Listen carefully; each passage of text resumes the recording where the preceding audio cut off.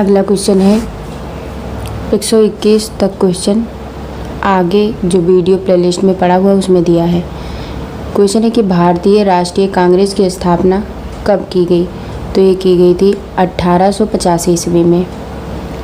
भारतीय राष्ट्रीय कांग्रेस की स्थापना 1885 ईस्वी में ए.ओ. ह्यूम ने की थी, जो एक अवकाश प्राप्त अंग्रेज अधिकारी था।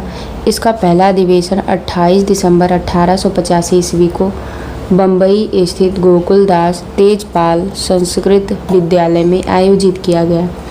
इसमें कुल 72 प्रतिनिधियों ने भाग लिया। भारतीय राष्ट्रीय कांग्रेस के पहले अधिवेशन की अध्यक्षता व्योमेश चंद्र बनर्जी ने की थी। भारतीय राष्ट्रीय कांग्रेस की स्थापना की थी किसने? तो ये की थी ए.ओ. ह्यूम ने।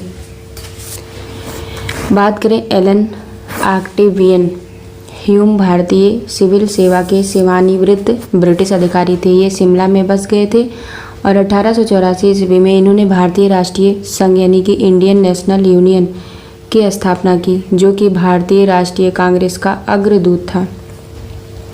कलकत्ता, बम्बई, मद्रास का दौरा करने के उपरांत इन्होंने ये घोषणा की कि दिसंबर में भारतीय राष्ट्रीय संघ का एक सम्मेलन पुणे में आयोजित किया जाएगा, जिसमें तीनों महाप्रांतों के सभी भागों के शिक्षित प्रतिनिधि शामिल होंगे। लेकिन पुणे में हैजा फैल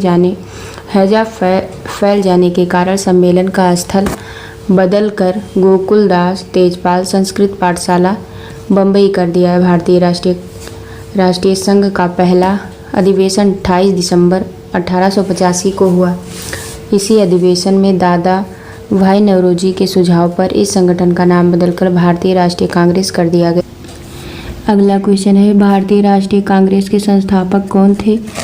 तो ये थे ए.ओ. ह्यूम।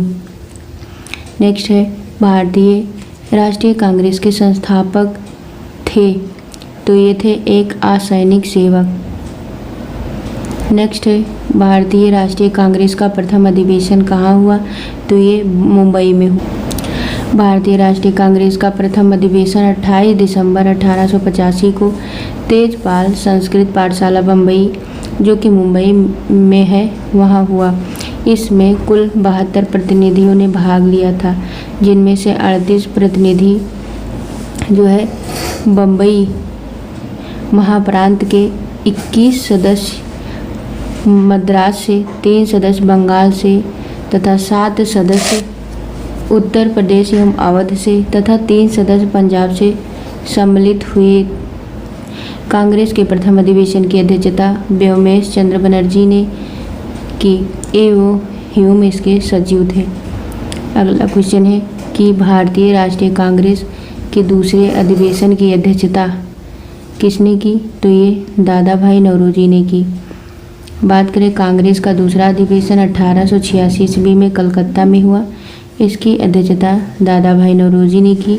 इसी अधिवेशन में इंडियन एसोसिएशन तथा भारतीय राष्ट्रीय कांग्रेस का विलय हुआ। इसके अतिरिक्त दादा भाई नौरोजी ने 1893 ईस्वी में लाहौर अधिवेशन तथा वर्ष 1906 ईस्वी में कलकत्ता अधिवेशन की अध्यक्षता की। नेक्स्ट है महात्मा गांधी ने भारतीय राष्ट्रीय कांग्रेस के किस अधिवेशन की अध्यक्षता की? तो ये की थी 1924 ईस्वी में। बात करें दिसंबर 1924 ईस्वी में बेलगांव में कांग्रेस के जो है 39वें वार्षिक अधिवेशन की अध्यक्षता महात्मा गांधी ने किया था। इस अधिवेशन में एक प्रस्ताव द्वारा यह निश्चित किया गया था कि गांधी जी के रचनात्मक कार्यों पर बल दिया जाए।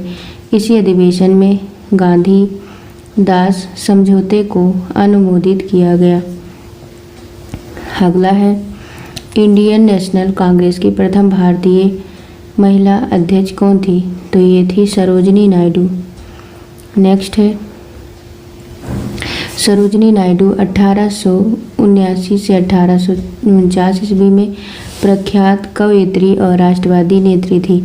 वर्ष 1925 ईस्वी में कानपुर में हुए भारतीय राष्ट्रीय कांग्रेस के 40वें वार्षिक अधिवेशन में कांग्रेस की प्रथम भारतीय महिला अध्यक्ष बनी। वह महात्मा गांधी की विश्वास पात्र और निष्ठावान सहयोगी थी।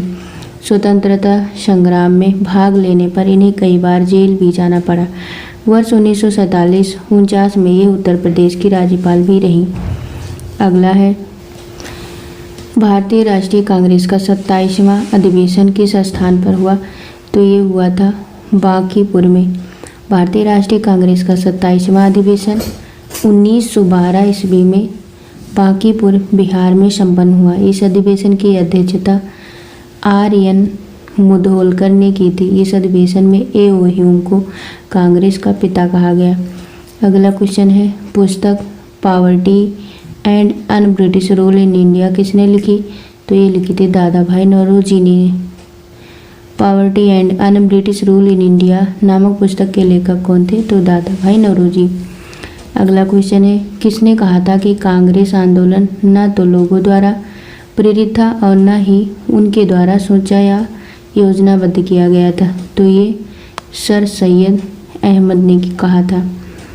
1888 ईस्वी में सर सैयद अहमद खान ने एक संयुक्त भारतीय राजभक्त सभा यानी कि यूनाइटेड इंडियन जो है पैट्रियोटिक एसोसिएशन यानी कि राजभक्त सभा बनाई, जिसका स्पष्ट उद्देश्य कांग्रेस के प्रचार को निष्फल बनाना था और लोगों को कांग्रेस से दूर रखना था।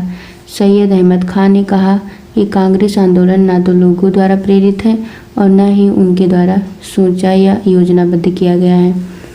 अगला क्वेश्चन है कि मुझे विश्वास है कि कांग्रेस अपने विनाश की तरफ जा रही है और मेरी ये बड़ी इच्छा भारत में रहते होगी कि इसके शांत प्रिय निधन के लिए इसका सहायक बनूं। ये किसने लिखा? तो ये हो जाएगा सी ऑप्शन, लॉर्ड कर्जन। आगे है, अगला है, अंग्रेज शासक समझते थे कि नरमपंथियों के नेतृत्व में कांग्रेस काफ़ी कमज़ोर है, जनता में इसकी पैठ नहीं है, अतः इसे खत्म किया जा सकता है। इस नीति के सबसे बड़े प्रवक्ता थे लॉर्ड कर्जन। वर्ष 1900 ईस्वी में कर्जन ने कहा कि मुझे विश्वास है कि कांग्रेस अपने विनाश की तरफ जा रही है और मेरी बड़ी इच्छा भारत में रहते होगी कि इसके शांति प्रिय निधन के लिए इसका सहायक बनूं। वर्ष 1903 ईस्वी में इन्होंने मद्रास के गवर्नर को लिखा कि जब से मैं भारत आया हूँ मेरी नीति यही रही है कि किसी भी तरह कांग्रेस को नपुंसक बना दूं। कर्जन ने कांग्रेस अध्यक्ष के नेतृत्व में प्रतिनिधिमंडल से मिलने से इनकार कर दिया। अगला क्वेश्चन है कि निम्न में से किस वायसराय के कार्यकाल में भारतीयों को राय बहादुर और खान बहादुर उपाधियां प्रदान करना प्रारंभ हुआ? तो B option, Lord Liton.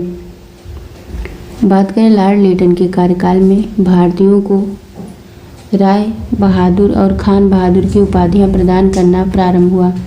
Vernacular press act 1878 ईस्वी में लॉर्ड लिटन के काल में पारित किया गया। नेक्स्ट है, अधिकतर नरमपंथी नेता थे तो वो थे शहरी क्षेत्रों से। उदारवादी राजनीति या राजनीति भिक्षावृत्ति के युग में अधिकांश नरमपंथी नेता यथा दादा भाई नौरोजी, फिरोज शाह मेहता, दिनसा वाचा, व्योमेश बनर्जी और सुरेंद्र नाथ बनर्जी जैसे नेता शहरी क्षेत्रों से संबंध थे। इस काल में कांग्रेस पर समृद्धशाली मध्यवर्गीय बुद्धिजीवियों का, जिनमें वकील, डॉक्टर, इंजीनियर, पत्रकार एवं साहित्यिक व्यक्ति सम्मिलित थे, इसका अधिकार था। उपाधियां और बड़े बड़े पद पर इन लोगों के लिए आकर्षक रखते थे। कांग्रेस में आने वाले प्रतिनिधि बड़े बड़े नगरों से आते थे और जन साधारण में इनका कोई संपर्क नहीं था। फिरोज शाह मेहता ने स्वयं कहा था, कांग्रेस की आवाज़ जनता की आवाज़ नहीं है, परंतु उनके साथ रहने वाले अन्य देशवासियों का यह कर्तव्य है कि वे उनकी भावनाओं को समझें और उन्हें व्यक्त करें और उनके उपचार का प्रयत्न करें। आगे क्वेश्चन है, निम्न में कौन उपग्रंथी नहीं था? तो डी ऑप्शन हो जाएगा कि गोपाल कृष्ण गोखले जो है उपग्रंथी नहीं थे। गोपाल कृष्ण गोखले उदारवादी खेमे से संबंध थे। वो जो है समभाव क्या हो जाएगा, समभाव और मृदु न्यायप्रियता में विश्वास करते थे। उन्हें पूर्ण विश्वास था कि देश का पुनरुद्धार उत्तेजना के जो है बवंडरों में नहीं हो सकता। वे साधन और साध्य दोनों की पवित्रता में विश्वास करते थे। इन्हीं विचारों से प्रभावित होकर गांधी जी उनके शिष्य बन गए। उन्होंने 1889 ईस्वी के इलाहाबाद कांग्रेस अधिवेशन के मंच से राजनीति में भाग लिया। 1897 ईस्वी में उन्हें और वाचा को भारतीय व्यय के लिए नियुक्ति वेल्बी आयोग के सम्मुख साक्ष्य देने को कहा गया। वर्ष 1902 ईस्वी में वो बम्बई संविधान परिषद के लिए और कालांतर में इंपीरियल लेजिस्लेटिव काउंसिल के लिए चुने गए। अगला क्वेश्चन है कि भारत सेवक समाज की स्थापना किसने की थी? तो ये हो जाएगा गोपाल कृष्ण गोखले। बात करें वर्ष 1905 ईस्वी में पूना में गोपाल कृष्ण गोखले ने भारत सेवक मंडल यानी कि सर्वेंट्स ऑफ इंडिया सोसाइटी की स्थापना की। इसका उद्देश्य भारत सेवा के लिए प्रचारक तैयार करना था और संवैधानिक रूप से भारतीय जनता के सच्चे हितों को प्रोत्साहन देना था। इस मंडल ने वी श्रीनिवास शास्त्री, जी के देवधर, एम जोशी, पंडित हृदयनाथ कुंजरू जैसे महान समाज सेवक पैदा किए। MC सीतलवाड़, VN राव तथा अल्लादी कृष्ण स्वामी अय्यर इसके प्रख्यात सदस्य थे। अगला क्वेश्चन है 138 की सन 1905 ईस्वी में सर्वेंट्स ऑफ इंडिया सोसाइटी की स्थापना किसके द्वारा की गई? तो ये की गई थी जो है गोपाल कृष्ण गोखले के द्वारा। अगला क्वेश्चन है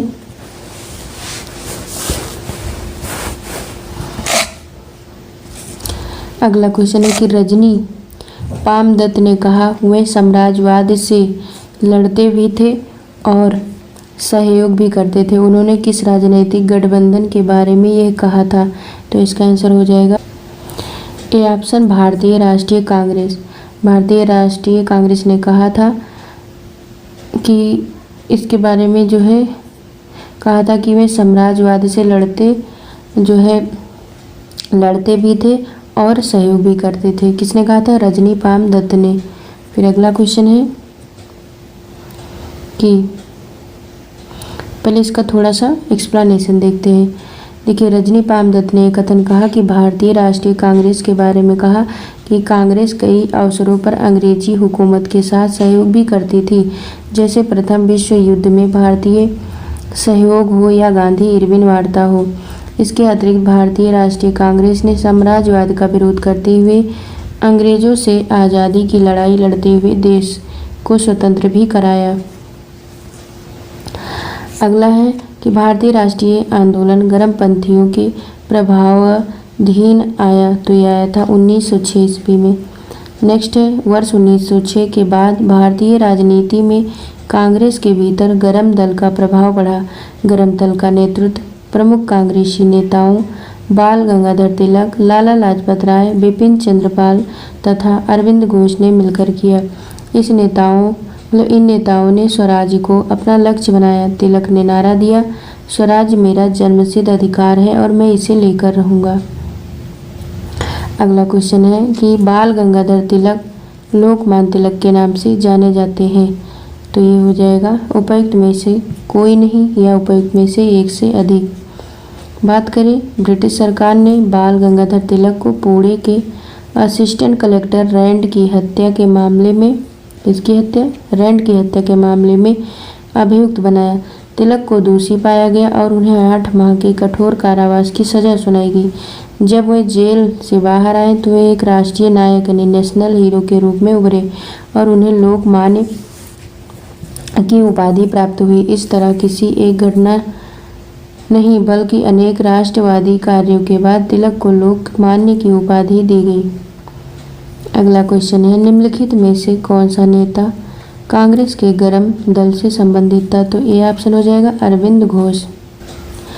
अरविंद घोष कांग्रेस के गर्म दल के नेता थे। वो गर्म दल के 4 स्तंभों लाला लाजपत राय, बाल गंगाधर तिलक, बिपिन चंद्र पाल और अरविंद घोष में से एक थे। 1893-94 ईस्वी में अपने लेख में उन्होंने कहा कि कांग्रेस श्रमिक वर्ग से दूर है, अराष्ट्रवादी है और पूर्णतया असफल रही है और इसकी शासकों को अप्रसन्न करने के भय से स्पष्ट न कहने की नीति को कायरता की संज्ञा दी। अगला क्वेश्चन है कि देखो संज्ञा दी, फिर इनके अनुसार कांग्रेस क्षय रोग से मरने वाली है। क्या है फिर से देख लीजिए, यहाँ से देखिए 1893 से 94 ईस्वी में अपने लेख में उन्होंने कहा कि कांग्रेस श्रमिक वर्ग से दूर है, अराष्ट्रवादी है और पूर्णतया असफल रही है और इसकी शासकों को अप्रसन्न करने के भय से स्पष्ट न कहने की नीति को कायरता की संज्ञा दी। इनके अनुसार कांग्रेस क्षय रोग से मरने वाली है। वर्ष 1908 ईस्वी में पुलिस द्वारा मणि कतल्ला उद्यान में छापा मारकर जिन 34 लोगों को गिरफ्तार किया गया उनमें अरविंद घोष भी थे। सभी के ऊपर अलीपुर षड्यंत्र करने के मामले में मुकदमा चला। अरविंद घोष को 1 वर्ष की सजा हुई, किंतु बाद में साक्ष्य के अभाव में उन्हें छोड़ दिया गया। क्या है, साक्ष्य के अभाव में उन्हें छोड़ दिया गया। कालांतर में वे आतंकवादी क्रियाकलापों से अलग होकर सन्यासी बन गए तथा पांडिचेरी चले गए। फिर हम आगे देखें, आगे क्वेश्चन है कि नेशनल काउंसिल ऑफ एजुकेशन की स्थापना कब हुई, तो ये 15 अगस्त 1906 ईस्वी में हुई। बात करें राष्ट्रीय शिक्षा के क्षेत्र में सर्वप्रथम 8 नवंबर 1905 को रंगपुर नेशनल स्कूल की स्थापना हुई। 16 नवंबर 1905 में कलकत्ता में एक सम्मेलन का आयोजन किया गया। इस सम्मेलन में राष्ट्रीय साहित्यिक, वैज्ञानिक और तकनीकी शिक्षा देने के लिए राष्ट्रीय शिक्षा परिषद यानी कि नेशनल काउंसिल ऑफ एजुकेशन स्थापित करने का फैसला हुआ। 15 अगस्त 1906 को सद्गुरु दास बनर्जी द्वारा राष्ट्रीय शिक्षा परिषद की स्थापना की गई। अगला है राष्ट्रीय आंदोलन में निम्न में से किसको नरमदलीय के तौर पर नहीं जाना जाता था, तो ये हो जाएगा बाल गंगाधर तिलक। उग्रवाद के 4 प्रमुख स्तंभों लाला लाजपत राय, बाल गंगाधर तिलक, बिपिन चंद्र पाल तथा अरविंद घोष में बाल गंगाधर तिलक इस विचारधारा के अग्रदूत थे। उन्होंने कांग्रेस की अनुनय विनय नीति की आलोचना की। तिलक ने कांग्रेस के बारे में कहा था कि यदि हम वर्ष में एक बार मेंढक की तरह टहराएं तो हमें कुछ नहीं मिलेगा। दादा भाई नौरोजी द्वारा गोपाल कृष्ण गोखले कांग्रेस के उदारवादी दल के नेता थे, जबकि M.G. रानाडे समाज सुधारक थे। अगला है कांग्रेस के नरम दल के नेताओं की आंदोलन की पद्धति थी, तो यह हो जाएगा कैसी थी, तो ये थी राजा वामबद्ध आंदोलन। फिर आगे हम देखें, बात करें कांग्रेस के नरम दल के नेताओं की आंदोलन की प्रमुख पद्धति राजवामबद्ध आंदोलन यानी कि कॉन्स्टिट्यूशनल जो है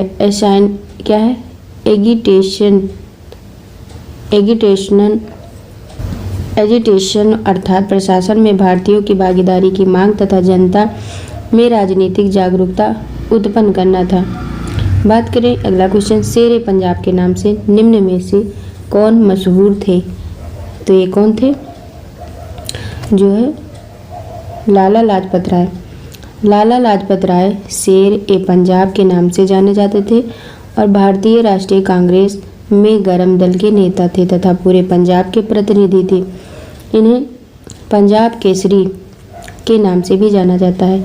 साइमन कमीशन के विरोध में एक जुलूस का नेतृत्व करते समय लाला जी लाठियों के प्रहार से घायल हो गए। परिणाम स्वरूप 27 नवंबर 1928 को उनका देहांत हो गया। अभिनव भारत से कौन संबंधित है, तो ये वीडी सावरकर अभिनव भारत से संबंधित है।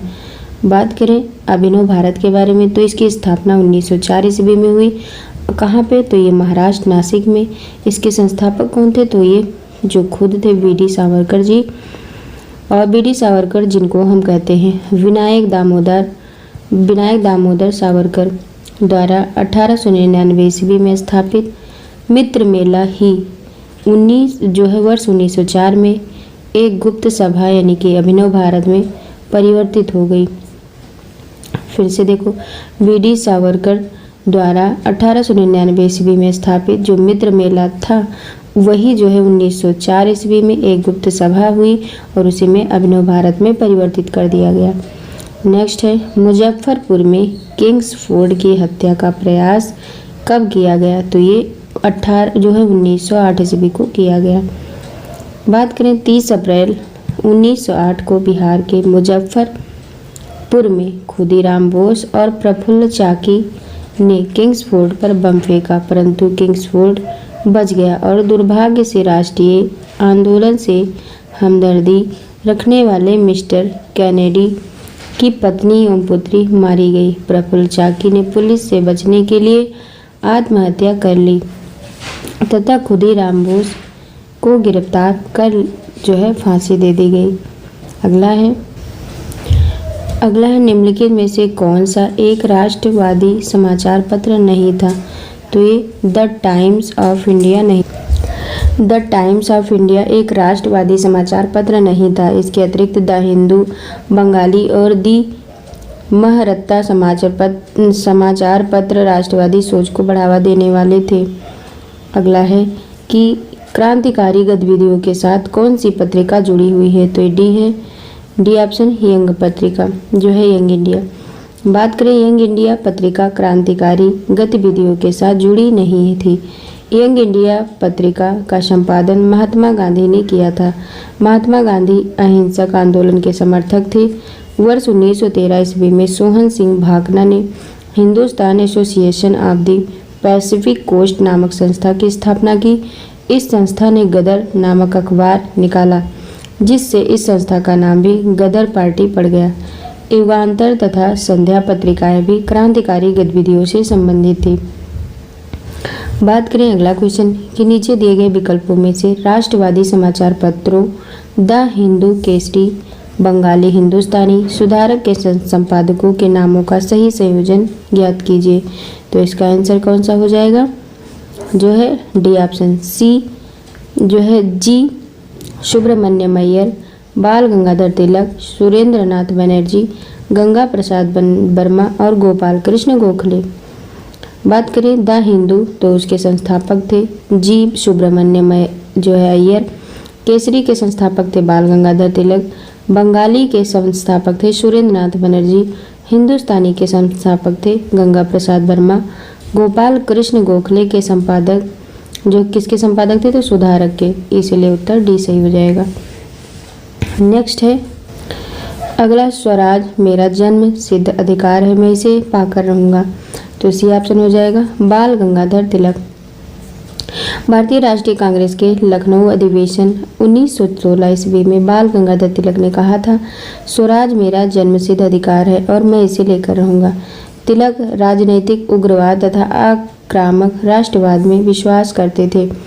इस अधिवेशन में उग्रवादियों की पुनः कांग्रेस में वापसी हुई तथा तिलक एवं एनी बेसेंट के प्रयासों से कांग्रेस तथा मुस्लिम लीग के बीच समझौता हुआ। यह समझौता लखनऊ समझौता या कांग्रेस लीग समझौता के नाम से भी प्रसिद्ध है।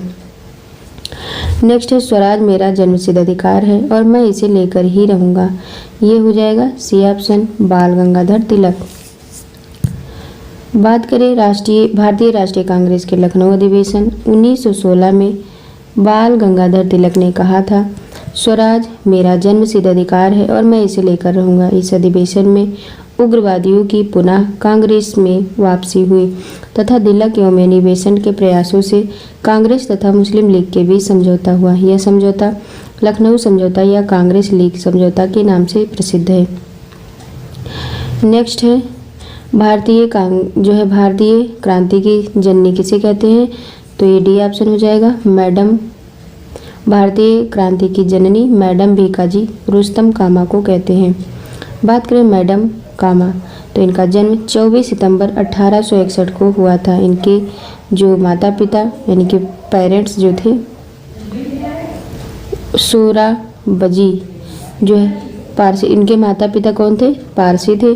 और सोहराबजी प्रेमजी पटेल इनके पिता थे। उनका विवाह रुस्तम के आर कामा से हुआ, जो वकील और सामाजिक कार्यकर्ता थे। मैडम कामा ने राष्ट्रीय आंदोलन के महान अग्रणी भारतीय नेता दादा भाई नौरोजी की निजी सचिव के रूप में सेवा की। बाद में वे कुछ देशभक्त विद्यार्थियों एवं यूरोपियन बौद्धिक लोगों के संपर्क में आकर स्वतंत्रता आंदोलन से जुड़ गई। 22 अगस्त 1907 को जर्मनी के स्टुटगार्ट में आयोजित अंतर्राष्ट्रीय सोशलिस्ट सम्मेलन के इंटरनेशनल सोशलिस्ट कॉन्फ्रेंस में उन्होंने भारतीय स्वाधीनता का झंडा सर्वप्रथम फहराया। यहाँ फहराया गया यह झंडा कलकत्ते झंडे यानी कि कलकत्ता फ्लैग का परिवर्तित रूप था। इन्हें भारतीय क्रांति की मां यानी कि मदर ऑफ इंडियन रिवोल्यूशनरी कहा जाता है। नेक्स्ट है, मैडम कामा ने भारत के तिरंगी स्वतंत्रता ध्वज को कहाँ फहराया था? तो सी ऑप्शन हो जाएगा स्टुटगार्ट। बात करें मैडम कामा ने 1907 में प्रथम तिरंगा ध्वज कहाँ फहराया गया? तो डी ऑप्शन स्टुटगार्ट हो जाएगा। नेक्स्ट है, लंदन में इंडिया हाउस के संस्थापक कौन थे? तो ये हो जाएगा ए ऑप्शन श्यामजी कृष्ण वर्मा।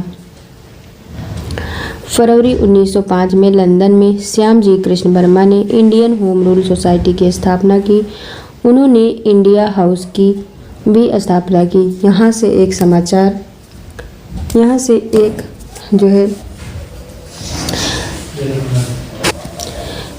एक समाचार पत्र सोशियोलॉजिस्ट का प्रकाशन भी प्रारंभ किया गया। लंदन में सरकारी तंत्र के विशेष सक्रिय होने के कारण श्यामजी वहां से पेरिस और अंततः जिनेवा चले गए। नेक्स्ट है, बंग भंग के बाद कौन सा आंदोलन शुरू हुआ? तो ये हुआ था स्वदेशी आंदोलन। बात करें ब्रिटिश सरकार ने 20 जुलाई 1905 को बंगाल विभाजन के निर्णय की घोषणा कर दी। 7 अगस्त 1905 को कलकत्ता के टाउन हॉल में एक ऐतिहासिक बैठक में स्वदेशी आंदोलन की विधिवत घोषणा कर दी। इसमें ऐतिहासिक बहिष्कार प्रस्ताव पारित हुआ। इसी के बाद से बंगाल के विभिन्न क्षेत्रों में बंग भंग विरोधी आंदोलन औपचारिक रूप से एकजुट होकर प्रारंभ हो गया। 16 अक्टूबर 1905 को बंगाल विभाजन प्रभावी हो गया।